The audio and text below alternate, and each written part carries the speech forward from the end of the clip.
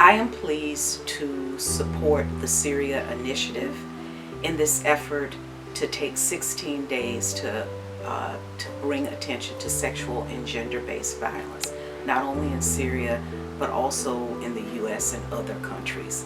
I'm particularly concerned about the impact of sexual and gender-based violence in institutional settings, in particular in prisons, jails, and other places of detention. This is a particular concern to me, given my work for 10 years on the National Prison Rape Elimination Commission here in the United States.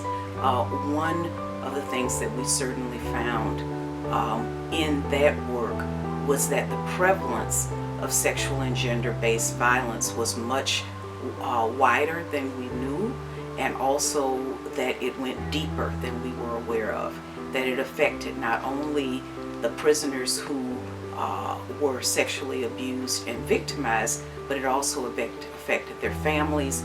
It affected the institutions of the prison themselves, and also civil society, because often people return to the community with untreated trauma, and trauma that they actually couldn't even talk about because of the conditions under which it occurred.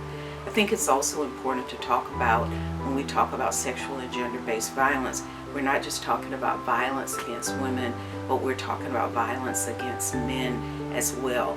And in particular, that violence against men is used as a form, it is already a form of torture, but it is used in a particular way to diminish, demean, and create shame and a tremendous amount of harm, in particular for men and boys. I support and salute this effort and know that it has the potential to change institutions, countries, and also to give hope to survivors of sexual and gender-based violence.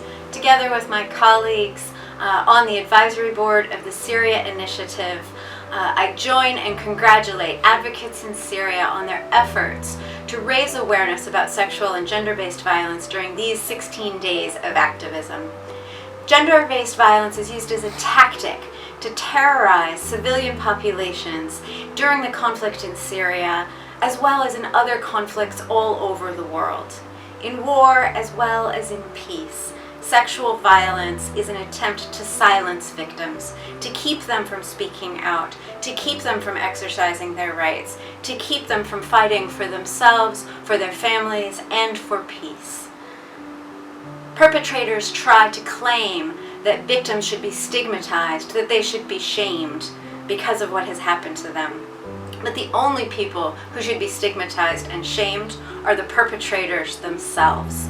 Together, we, as well as advocates on the ground in Syria, advocates on the ground in other conflicts around the world, raise our voices to say no more.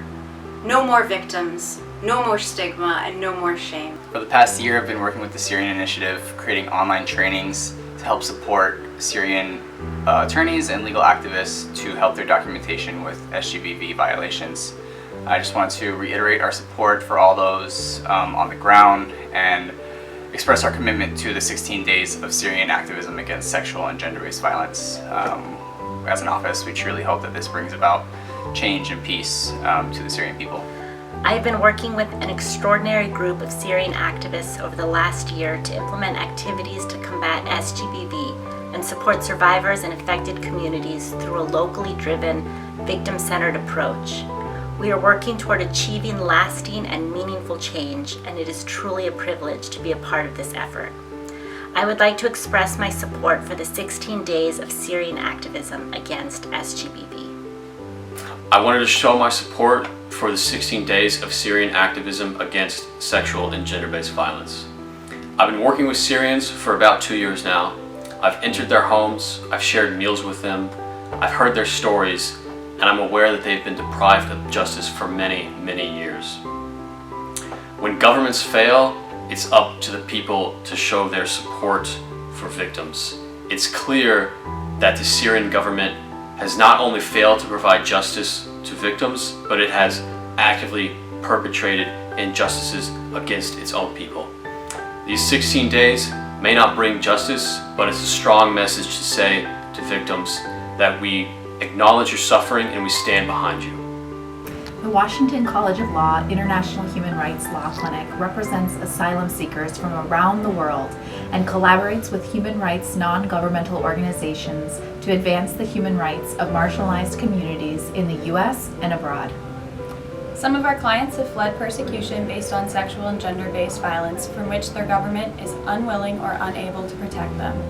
Currently, we work to identify obstacles that civil society organizations face when documenting sexual and gender-based violence in Syria.